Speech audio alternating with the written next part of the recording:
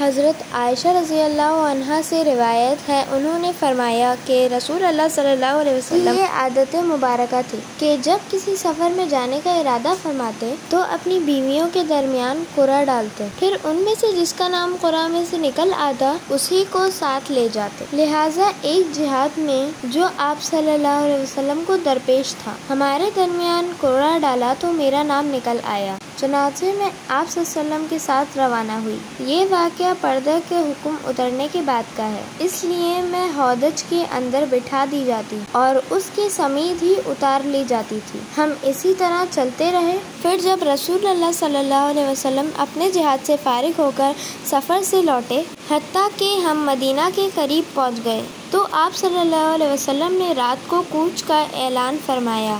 جب لوگوں نے یہ اعلان سنا تو میں بھی کھڑی ہو گئی اور قضائے حاجت کے لیے چلی گئی، حتیٰ کہ لشکر سے آگے گزر گئی۔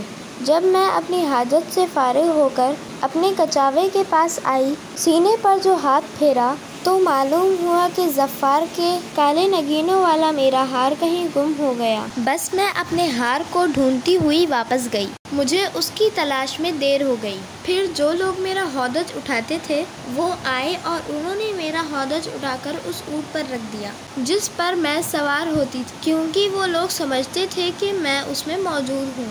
اس زمانے میں عورتیں ہلکی پھلکی ہوا کرتی تھیں، بھاری بھرکم نہ تھیں اور ان کے جسم پر زیادہ گوشت نہیں ہوتا تھا اور وہ کھانا بھی تھوڑا کھاتی تھیں۔ تو جب لوگوں نے میرا ہودج اٹھایا، اسے معمول کے مطابق بوجھل خیال کر کر اٹھا لیا اور اسے اونٹ پر لاد دیا۔ اس کی ایک وجہ یہ بھی تھی کہ میں اس زمانے میں ایک کمسن لڑکی تھی۔ خیر وہ اونٹ کو ہانک کر روانہ ہو گئے۔ لشکر کے نکل جانے کے بعد مجھے ہار مل گیا۔ جب میں ان کے مقام پڑاؤ پر آئی تو وہاں کوئی نہیں تھا۔ پھر میں نے اپنی اس جگہ پر جانے کا قصد کر لیا جہاں میں پہلے تھی، کیونکہ میرا خیال تھا کہ وہ لوگ جلد ہی مجھے تلاش کریں گے تو میرے پاس وہ لوگ اس جگہ لوٹ کر آئیں گے۔ پھر جب میں بیٹھی ہوئی تھی تو نیند سے میری آنکھیں بھاری ہونے لگی اور میں سو گئی۔ حضرت صفوان بن معطل سلمی زکوانی رضی اللہ عنہ جو لشکر کے پیچھے آ رہے تھے، وہ صبح کو میری جگہ پر آئے اور انہیں ایک آدمی سوتا ہوا دکھائی دیا تو میرے پاس آ گئے اور وہ مجھے حجاب کے حکم سے پہلے دیکھ چکے تھے، لہٰذا مجھے پہچان گئے اور میں ان کی انا للہ و انا الیہ راجعون کی آواز سن کر بیدار ہوئی۔ انہوں نے اپنا اونٹ بٹھا دیا اور اس کی اگلی ٹانگ پر اپنا پاؤں رکھا، چنانچہ میں سوار ہو گئی اور وہ میرے اونٹ کو ہانکتے ہوئے پیادہ پاس چلتے رہے اور ہم قافلے میں ٹھیک دوپہر کے وقت پہنچے جب وہ آرام کے لیے فروکشت ہو گئے تھے۔ اب جس کی قسمت میں تباہی تھی وہ تباہ ہوا اور تہمت لگانے والوں کا سردار عبداللہ بن ابی ابن سلول منافق تھا۔ جب ہم مدینہ پہنچ گئے تو میں 1 ماہ تک بیمار رہی اور لوگ اس طوفان کا چرچا کرتے رہے۔ مجھے اپنی بیماری کے دوران یوں شک پیدا ہوا کہ میں اپنے اوپر رسول اللہ صلی اللہ علیہ وسلم کی وہ مہربانیاں نہیں پاتی تھی جو بیماری کے وقت آپ صلی اللہ علیہ وسلم کی طرف سے ہوا کرتی تھی۔ اب صرف آپ صلی اللہ علیہ وسلم تشریف لاتے، سلام کرتے اور کہتے کہ اب تم کیسی ہو۔ مجھ کو اس طوفان کی خبر تک نہ ہوئی، یہاں تک کہ میں ناتواں ہو گئی۔ ایک بار میں اور حضرت مستہ رضی اللہ عنہ کی والدہ رضی اللہ عنہ مناسا کی طرف گئیں، جہاں رات کو پاخانہ کے لیے جایا کرتے تھے۔ ان دنوں ہمارے گھروں کے نزدیک بیت الخلا نہ تھے۔ ہمارا معاملہ جنگل جانے یا قضائے حاجت کرنے کی بابت قدیم عرب کی مثل تھا۔ خیر میں اور مستہ رضی اللہ عنہ کی ماں رضی اللہ عنہ جو ابو رحم کی بیٹی تھی، دونوں جا رہی تھی کہ وہ اچانک سے چادر میں اٹک کر پھسلیں۔ کہنے لگی، ہائے مستہ رضی اللہ عنہ تباہ ہو گیا۔ میں نے کہا، تم نے برا کہا کہ تم اس شخص کو گالی دیتی ہو جو جنگ بدر میں شریک ہو چکا ہے۔ انہوں نے کہا، اے بھولی بھالی، تجھے کچھ خبر بھی ہے لوگوں نے کیا طوفان اٹھا رکھا ہے؟ پھر انہوں نے مجھے اہل افک کی گفتگو سے مطلع کیا، اس سے میری بیماری میں مزید اضافہ ہو گیا۔ جب میں اپنے گھر پہنچی تو رسول اللہ صلی اللہ علیہ وسلم میرے پاس تشریف لائے۔ آپ صلی اللہ علیہ وسلم نے سلام کہا اور پوچھا کہ کیا حال ہے؟ میں نے عرض کیا کہ مجھے والدین کے پاس جانے کی اجازت دیجیے۔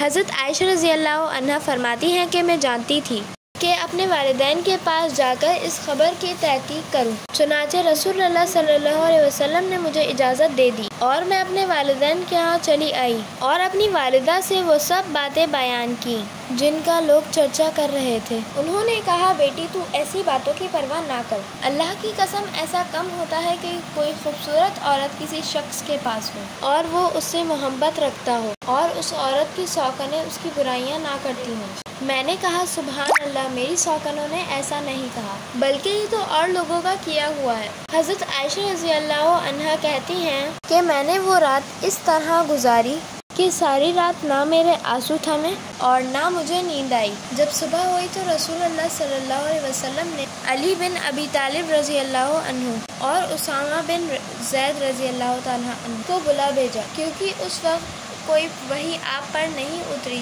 آپ صلی اللہ علیہ وسلم نے یہ صلاح مشورہ کیا کہ کیا میں اپنی اہلیہ کو چھوڑ دوں؟ حضرت اسامہ رضی اللہ عنہ نے رسول اللہ صلی اللہ علیہ وسلم کی دلی کیفیت کہ آپ صلی اللہ علیہ وسلم اپنی ازواج مطہرات سے محبت فرماتے تھے، اس کے مطابق مشورہ دیا اور عرض کیا، یا رسول اللہ صلی اللہ علیہ وسلم، وہ آپ کی بیوی ہیں، اللہ کی قسم ہم نے ان میں اچھائی کے علاوہ اور کچھ نہیں جانتے۔ لیکن حضرت علی رضی اللہ عنہ نے کہا، یا رسول اللہ صلی اللہ علیہ وسلم، اللہ نے آپ پر ہرگز تنگی نہیں کی ہے اور عورتیں ان کے سوا بہت ہیں۔ آپ بریرہ رضی اللہ عنہ لونڈی سے پوچھئے، وہ آپ سے سچ سچ بیان کر دے گی۔ رسول اللہ صلی اللہ علیہ وسلم نے حضرت بریرہ کو بلایا اور پوچھا، اے بریرہ رضی اللہ عنہ، کیا تم نے عائشہ رضی اللہ عنہ میں کوئی ایسی بات دیکھی ہے جس سے تم کو شک گزرا ہو؟ بریرہ رضی اللہ عنہ نے کہا، نہیں، قسم ہے اس ذات کی جس نے آپ کو یہ حق دے کے بھیجا، میں نے تو اس میں کوئی ایسی بات نہیں دیکھی جس پر عیب لگاؤں۔ ہاں، یہ تو ہے، وہ ابھی کم سن لڑکی ہیں، آٹا گوندھ کر سو جاتی ہیں اور بکری اسے کھا جاتی ہے۔ یہ سن کر رسول اللہ صلی اللہ علیہ وسلم کھڑے ہو گئے اور عبداللہ بن ابی کی شکایت۔ آپ نے فرمایا کہ اس شخص سے میرا کون بدلہ لے گا جس نے میری اہلیہ پر تہمت لگائی ہے؟ خدا کی قسم، میں تو اپنی اہلیہ کو اچھا ہی سمجھتا ہوں اور جس مرد سے تہمت لگاتے ہیں تو اسے بھی نیک خیال کرتا ہوں۔ وہ میرے گھر میرے ادب موجودگی میں نہ جاتا تھا۔ پھر حضرت سعد بن معاذ رضی اللہ عنہ کھڑے ہوئے اور عرض کی، یا رسول اللہ صلی اللہ علیہ وسلم، اللہ کی قسم میں آپ سے اس کا بدلہ لیتا ہوں۔ اگر وہ شخص اوس قبیلے کا ہوا تو ہم اس کی گردن اڑا دیں گے، اور اگر خزرجی بھائیوں سے ہے تو آپ جو حکم دیں گے ہم اس کی تعمیل کریں گے۔ اس پر حضرت سعد بن عبادہ رضی اللہ عنہ، جو قبیلہ خزرج کے سردار تھے اور پہلے اچھے آدمی تھے، کھڑے ہو گئے اور قومی حمیت میں غصے میں آ کر کہا، اللہ کی قسم، تو جھوٹ کہتا، تم نہ اسے قتل کر سکتے ہو اور نہ تم میں اتنی طاقت ہے۔ یہ سن کر حضرت اسید بن حضیر رضی اللہ عنہ کھڑے ہوئے اور حضرت سعد بن عبادہ رضی اللہ عنہ سے کہنے لگے، اللہ کی قسم، تو جھوٹ کہتا ہے، ہم ضرور اسے قتل کر ڈالیں گے، اور تو منافق ہے جو منافقوں کی طرفداری کرتا ہے۔ یہ کہنا ہی تھا کہ اوس اور خزرج دونوں قبیلے بگڑ گئے، یہاں تک کہ انہوں نے آپس میں لڑنے کا ارادہ کر لیا۔ پھر رسول اللہ صلی اللہ علیہ وسلم ممبر سے اترے اور ان کو ٹھنڈا کیا یہاں تک کہ وہ خاموش ہو گئے۔ حضرت عائشہ رضی اللہ عنہا کا بیان ہے کہ میں پورے دن روتی ہی رہی، نہ آنسو تھمے تھے اور نہ مجھے نیند آئی تھی۔ صبح کو میرے والدین میرے پاس آئے، میں 2 راتیں اور 1 دن سے مسلسل رو رہی تھی اور میں یہ خیال کرتی تھی کہ میرا رونا میرے کلیجے کو شق کر دے گا۔ حضرت عائشہ رضی اللہ عنہا کا بیان ہے کہ والدین میرے پاس ہی بیٹھے تھے اور میں رو رہی تھی، اتنے میں ایک انصاری عورت نے اندر آنے کی اجازت طلب کی تو میں نے اجازت دے دی، پھر وہ بھی میرے ساتھ بیٹھ کر رونے لگی۔ ہم اسی حال میں تھے کہ رسول اللہ صلی اللہ علیہ وسلم تشریف لائے اور بیٹھ گئے۔ اس سے پہلے جس دن سے یہ طوفان اٹھا تھا، آپ میرے پاس بیٹھتے ہی نہ تھے۔ آپ پورا 1 مہینہ اسی تردد میں رہے، میرے بارے میں کوئی وحی نہ اتری۔ حضرت عائشہ رضی اللہ عنہا فرماتی ہیں کہ پھر آپ نے خطبہ پڑھا اور فرمایا، اے عائشہ رضی اللہ عنہا، مجھے ایسی ایسی خبر پہنچی ہے، اگر اس سے بری ہو تو ان قریب اللہ تمہیں بری کر دے گا، اور اگر تم گناہ سے آلودہ ہو چکی ہو تو اللہ سے استغفار کرو اور اس کی طرف رجوع کرو، کیونکہ بندہ اگر اپنے گناہوں کا اقرار کر توبہ کرتا ہے تو اللہ اس کی توبہ قبول فرماتا ہے۔ پھر جب رسول اللہ صلی اللہ علیہ وسلم اپنی گفتگو ختم فرما چکے، دفعتاً میرے آنسو خشک ہو گئے، حتیٰ کہ ایک قطرہ بھی نہ، اور میں نے اپنے باپ سے کہا کہ آپ رسول اللہ صلی اللہ علیہ وسلم کو میری طرف سے جواب دیں۔ انہوں نے کہا، اللہ کی قسم میری سمجھ میں نہیں آتا کہ میں رسول اللہ صلی اللہ علیہ وسلم کو کیا جواب دوں۔ پھر میں نے اپنی والدہ سے کہا کہ تم رسول اللہ صلی اللہ علیہ وسلم کو اس بات کا جواب دو جو آپ نے فرمائی ہے۔ انہوں نے بھی یہی کہا کہ اللہ کی قسم میری سمجھ میں کچھ نہیں آتا کہ میں رسول اللہ صلی اللہ علیہ وسلم کو کیا جواب دوں۔ پھر میں نے کہا، حالانکہ میں ایک کمسن لڑکی تھی اور زیادہ قرآن بھی نہ پڑھتی تھی، اللہ کی قسم مجھے معلوم ہے کہ آپ نے لوگوں سے وہ بات سنی ہے جس کا لوگ چرچا کر رہے ہیں، اور وہ تمہارے دل میں جم گئی ہے اور آپ نے اسے سچ سمجھ لیا۔ اور اگر میں آپ سے کہوں کہ میں اس سے بری ہوں اور اللہ میری براءت کو خوب جانتا ہے، تو آپ لوگ مجھے سچا نہ جانیں، اور اگر میں تمہارے خاطر کسی بات کا اقرار کر لوں اور اللہ جانتا ہے کہ میں اس سے بری ہوں، یقیناً میری اور تمہاری وہی مثال ہے جو یوسف علیہ السلام کے باپ کی تھی، جس پر انہوں نے کہا تھا بس اچھی طرح صبر ہی کرنا میرا کام ہے، اور تم جو باتیں بنا رہے ہو اس میں میرا اللہ ہی میرا مددگار ہے۔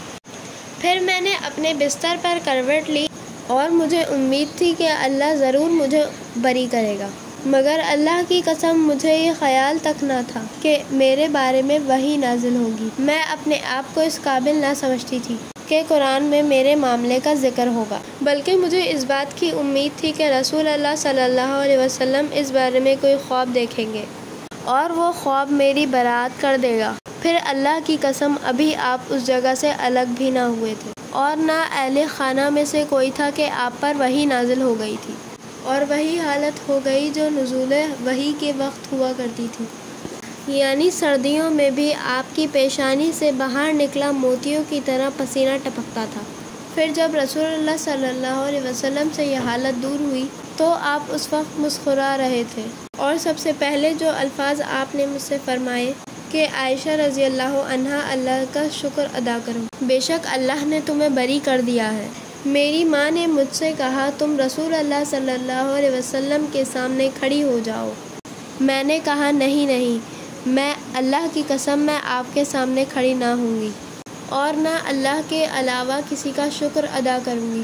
پھر اللہ تعالیٰ نے یہ آیت نازل فرمائی، بے شک جن لوگوں نے یہ بہتان باندھا وہ تم ہی میں سے ایک جماعت ہے، آخر تک۔ الغرض جب اللہ تعالیٰ نے یہ آیات میری برات میں نازل فرمائی تو ابو بکر رضی اللہ عنہ نے کہا، اللہ کی قسم میں مستہ رضی اللہ عنہ کو اس کے بعد کچھ نہیں دیا کروں گا کہ اس نے عائشہ رضی اللہ عنہ کے باب میں طوفان اٹھایا، اور وہ اس سے پہلے حضرت مستہ رضی اللہ عنہ کو رشتہ داری کی وجہ سے کچھ امداد دیا کرتے تھے۔ اس پر یہ آیات نازل ہوئی، اور تم میں سے جو لوگ بزرگی اور وسعت والے ہیں اپنے عزیزوں کے ساتھ اچھا سلوک کرنے سے باز نہ آئے، آخر تک۔ تو ابو بکر رضی اللہ عنہ نے کہا، اللہ کی قسم کیوں نہیں، میں یہ جانتا ہوں کہ اللہ مجھ کو بخش دے۔ چنانچہ انہوں نے مستہ رضی اللہ عنہ کو وہی کچھ دینا شروع کر دیا جو پہلے دیا کرتے تھے، اور رسول اللہ صلی اللہ علیہ وسلم نے میرے معاملے کی